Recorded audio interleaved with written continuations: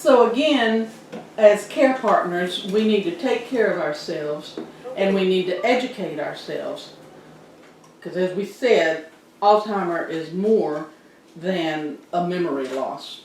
We've been talking about that. So what I want you to do is look at these two brains, study these two autopsy brains just for a couple of seconds.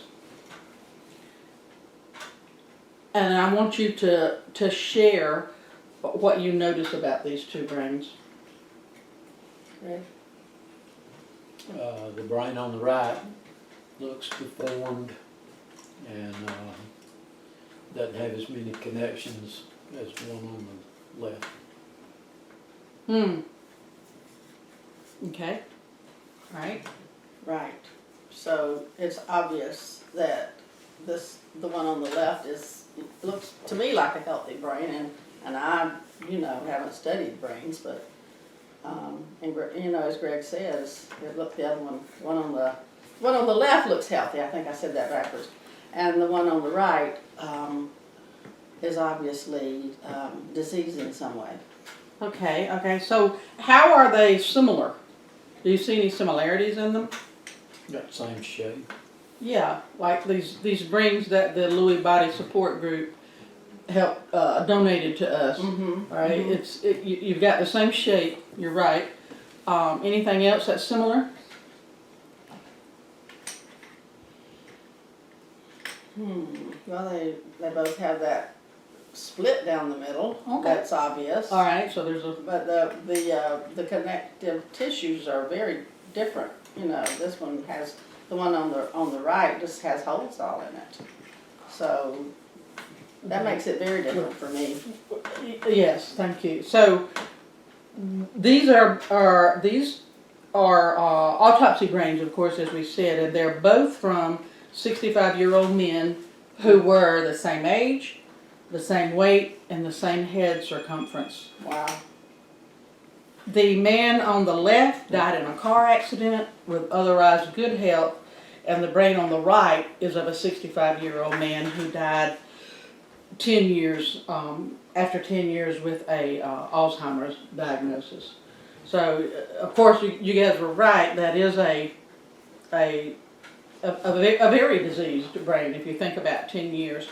So, how does this relate? What you're seeing here?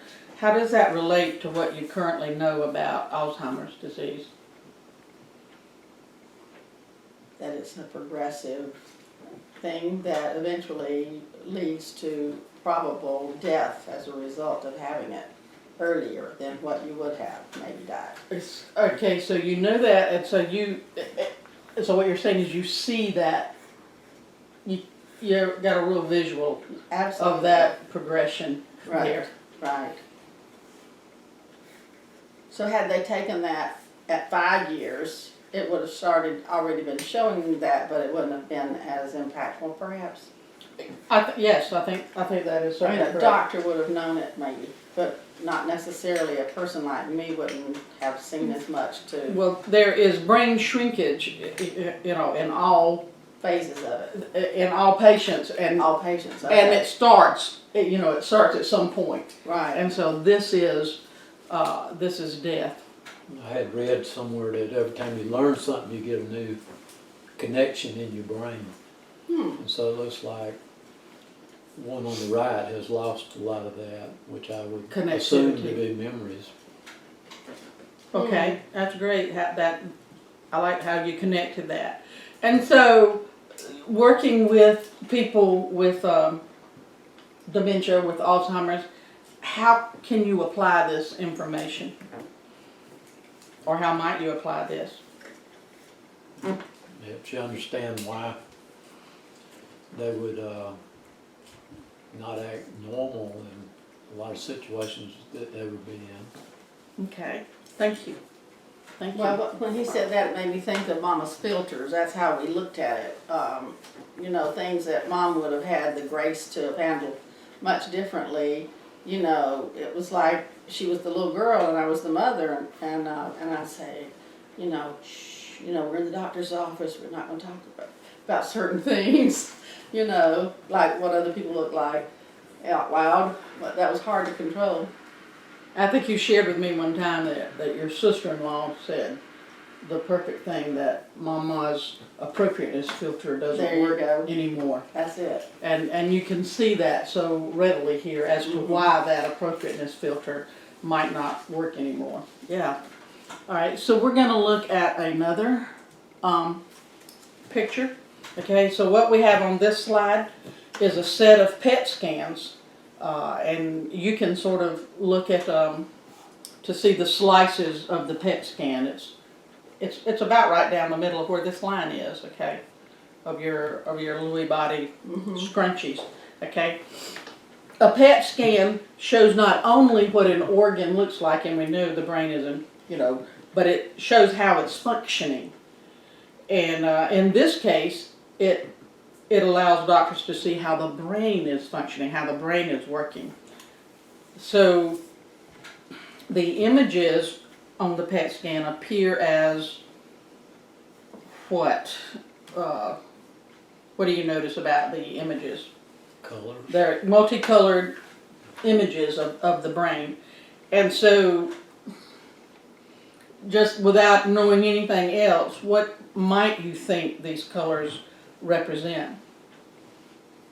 Well, I guess the red might represent people's memories and functions, Okay. and maybe the purple represents instinct or things we do without having to think about them, like breathing and things like that. Okay. All right. So these images, did you have something to show? Okay. No. These images that are these multicolored images, they range from what colors? From a dark blue or purpley to a deep red. And so what we know is that areas of active, you spoke to this somewhat, Greg, areas of active brain activity are in the yellow colors. The Okay, warmer- because I was about to say, I'm seeing that yellow, but maybe it's because I'm into yellow right now. The warmer colors, the brain activity is in the warmer colors, being the yellows and the reds. And so there are some similarities because this, what they've labeled as normal brain, has some purple in it. Right. And then, so do you see the same thing in the others? Purple's taking over. Well, okay, you definitely see purple, the same color in there, but there's more and more of the purple. Yeah. And also with the yellow,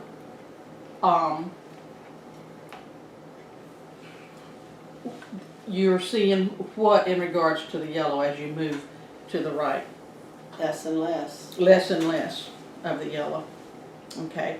So the areas of your active brain activity are becoming less and less when you've got the early Alzheimer's and the late, and then the child. And this sort of goes to what you said, Cheryl, a while ago, when you asked if they had taken that at 5 years, after he'd had 5 years. So that kind of shows you. That does show it better. I mean, I don't know, because I say normal, early, late, and what a child's brain would look like, right? Yes, yes. I was Yes. curious about why there's so much purple in the first one at the top. Can you explain that? Although it doesn't look like the purple picture so much of the others, but there's still a lot of purple. Explain what the purple was again? One of these shots taken from one side of the brain, and the other It's- one taken from I get Well, it. I yes, get yes, that, from but the still, top and then here, yeah. the, so And that so, purple part looks like it might be this part. okay, I don't okay. know what part Yes. it is, what that does. But So if you're holding your brain like so, this is your skull goes here, okay? So your brain stem is here, and so there wouldn't let's go back to that last slide if I can. Well, no. Yeah. All right. So there's that picture there, and you've got. So that's what you're seeing where. Hold on just a second. This is and this is where the purple is. Okay, and so most of your connections are, look, actually, Okay, that's but my- good, most of your connections are here. Most of your connections are here. So this is a less, I believe what we're gonna find is that's less chemical activity Where the in purple this. is? Yeah. Okay, it's right because there's here. a lot of purple in that normal one at the top, which is on this flip side, Yes, you yes. said. And then there's still a lot, but it's shaped differently in the early one, early Alzheimer picture. Yeah, and there's more of it. That's There's right. more of it in a different shape, and it just kind of keeps doing that. Becoming more and more. Yeah. And so I think what we're seeing here is, Well, the purple is less brain activity, right? yes, So even in a normal person, there's less some- activity There's here. some low brain activity in some areas of your brain. Okay, thank you. That helps. Thank you, Greg. Thank you.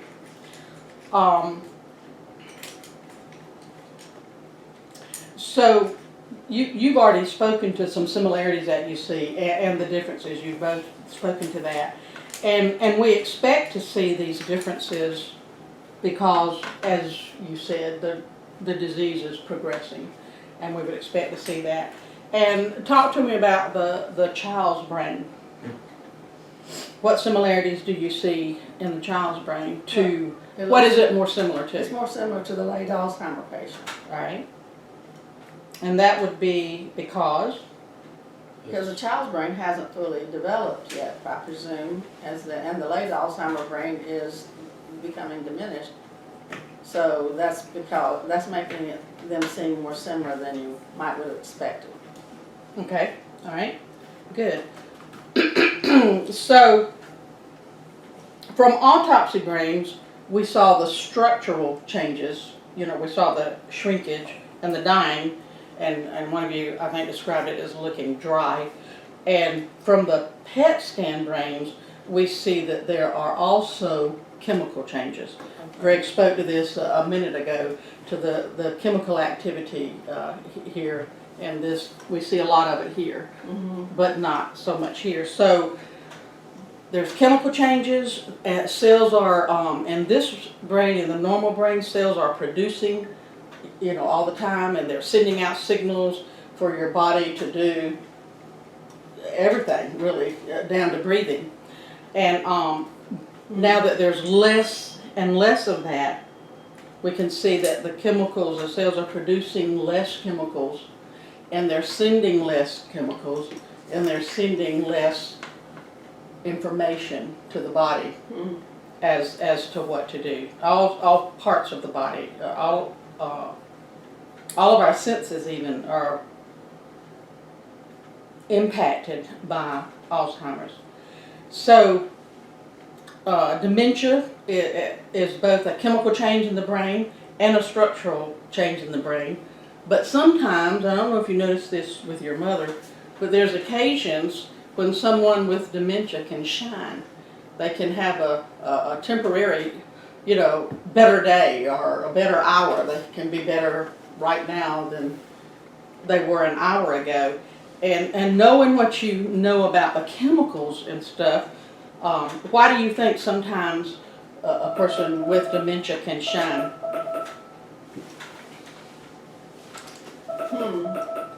Hey Google, castle.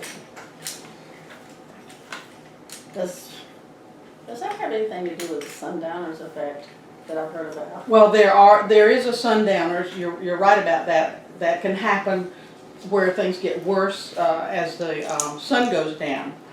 But what I'm looking for is something to do with chemicals. Oh, chemicals. Okay, we're seeing the chemicals here, and so occasionally, or sometimes, I don't even know how rare that is, a person with, like you talked about taking your mother to the doctor, okay, and she's saying things. So sometimes if a person knows that they're going to the doctor, for instance, they can muster up some of these chemicals, okay, and they'll get a rush of chemicals, and they can be all right for a little bit of time. So so what happens, you go to the doctor, you take her to the doctor and she doesn't do anything like you had told the doctor she was gonna do. Exactly. All right, or the sister comes, you know, or somebody comes from out of town and everything's fine. Right. But there's some of that in the early Alzheimer's where they can, where they Yes. know that, yeah. And then you're all right with the sundowners, so and leaving sundowners out of it for a minute. Even after that, then they're depleted. They got that rush, and So it's more chemical. Than it is, whether it's light or dark, and the weather. I mean, not like whether we're talking morning, afternoon, or evening. It's a more of a chemical thing than the Well- time of day thing, well, or they're just two different things They altogether. could be getting tired by nighttime. Well, that's true. I understand that. yeah. Some people, there's a couple of theories on that. Some people think that, like Greg said, I work with someone who thinks that they're tired and they're worn out and things. I think it has something to do with shadows. I'm thinking more that it has something to do with shadows. And I know there's an ad on TV for, I can't remember what it is, Parkinson's. Because sometimes there's a Parkinsonian dementia. Not always, but sometimes. And the guy with Parkinson's sees things that are not there. And I think about that a lot when I'm home. I see shadows from different windows, or when a French door is open a certain way, you see shadows that it startles you. But you and I know, oh, okay, that's a reflection from the TV, or that's a reflection. But a person with this diminished can't make that connection. Gotcha. Does that make sense? Mm-hmm. Cannot make that connection anymore.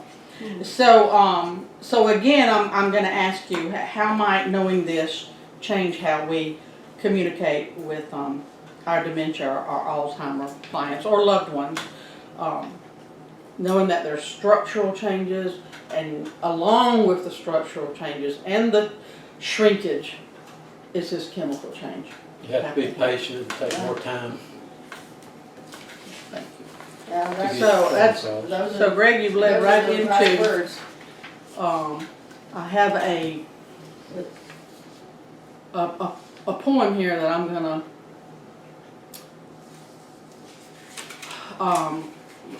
end with. Okay, you both have a copy of that. That's good. Already had a copy if you want. Oh, you already had a copy? Okay, here we go. So Greg, this goes right along with what you were saying. Do not ask me to remember. Don't try to make me understand. Let me rest and know you're with me. Kiss my cheek and hold my hand. I'm confused beyond your concept.